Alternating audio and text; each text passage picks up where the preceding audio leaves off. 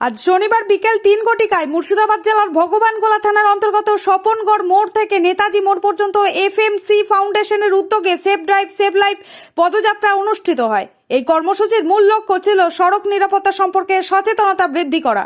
উক্ত পদযাত্রায় বিশেষ অতিথি হিসেবে উপস্থিত ছিলেন ভগবানগোলা এসডিপিও উত্তম গড়াই মহাশয়। তিনি বিনা হেলমেট ব্যবহারকারী বাইক আরোহীদের গাঁদা ফুলের মালা পরিয়ে লজ্জা দেন, যাতে তারা ভবিষ্যতে হেলমেট ব্যবহার করতে উদ্বুদ্ধ হন।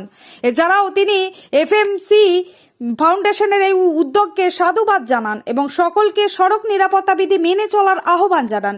এই সচেতনতামূলক পদযাত্রায় স্থানীয় জনগণ, স্বেচ্ছাসেবী সংগঠনের সদস্যগণ এবং বিভিন্ন শ্রেণীর পেশার মানুষ স্বতঃস্ফূর্তভাবে অংশগ্রহণ করেন। তারা সড়ক নিরাপত্তা রক্ষার গুরুত্ব সম্পর্কে সচেতনতার বার্তা ছড়িয়ে দেন।